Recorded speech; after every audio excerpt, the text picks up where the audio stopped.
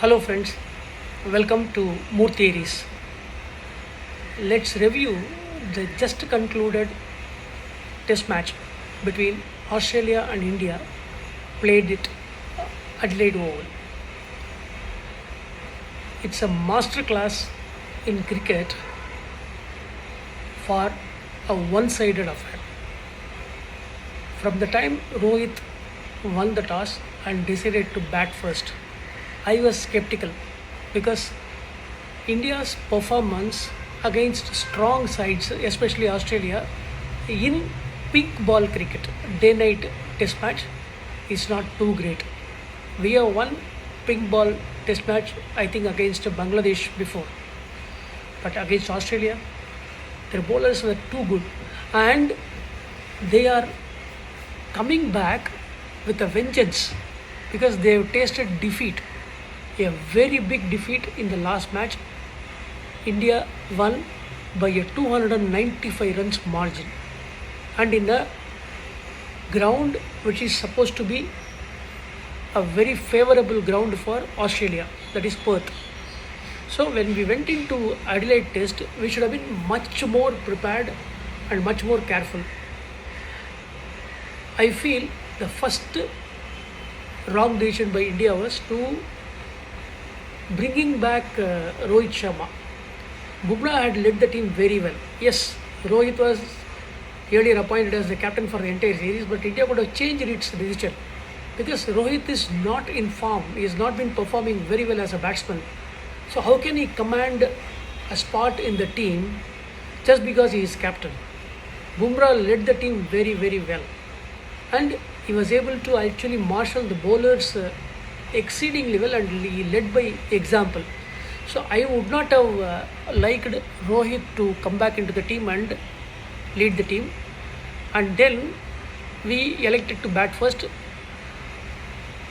In pink ball cricket, maybe they would have thought as the day progressed or it became night, the ball might swing a lot like that. But even then, I would have expected Indian bowlers to have the first use of the new pitch with the pink ball. Maybe we could have swung the ball better and got more wickets than playing in late afternoon and bowling there. The match was a totally one-sided affair. So when India lost too many wickets itself, we went in the back foot. Usually in any test series abroad, outside of Asia, India used to lose the first test and then we'll be doing a catch-up game. Fortunately for us, in this series, we won the first test, which means we had an advantage with us. We should have exploited and leveraged that advantage by playing aggressively. Unfortunately, it didn't happen. First of all, Australia had dominance from the beginning because they won the first innings by their bowling itself. 180 runs scored by India was not enough by any standards. If we had scored another 70, 80 runs more, it would have been very, very good. But then we bowled reasonably well, but Australians were very cautious.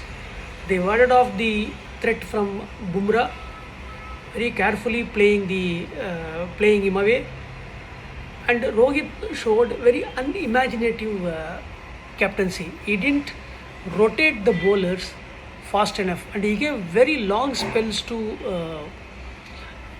what's his name, Siraj. 10 overs at a stretch, Siraj was bowling. Batsman gets very used to the type of bowling Siraj was bowling. There was no surprise element for the batsman.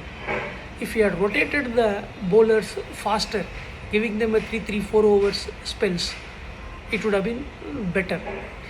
And the bad thing was allowing Travis Head to dictate terms to the Indian bowlers. Scoring 140 runs of just 141 balls, run a ball century in a test match where you are playing with a pink ball and favorable bowling conditions is a crime. I would have expected Rohit to have used spin on one end and pace on the other side. In fact, I would have loved to watch Bumrah and Ashwin bowling in tandem in this match. Virat Kohli's failure, Rohit's failure, and then Jaiswal's failure in both the innings all costed us this match.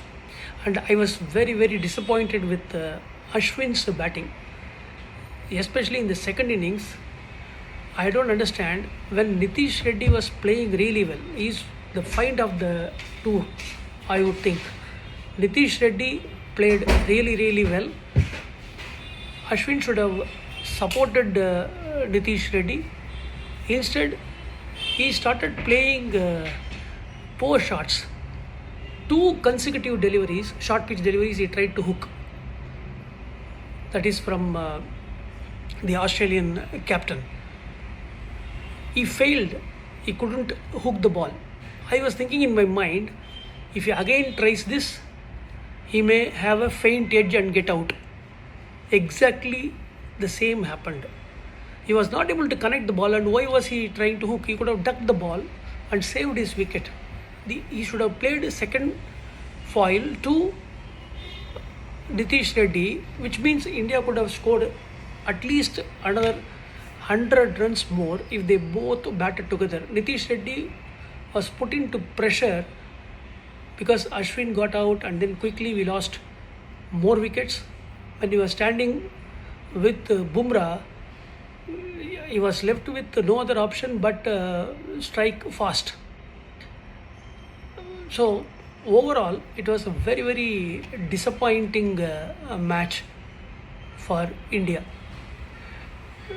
See, it is all like getting an advantage and losing that advantage. Now we are moving into the third test with 1-all situation, and Australia now has tasted blood, and they will be exploiting the weakness in Indian batters, that is short pitch deliveries and balls that is going outside the off stump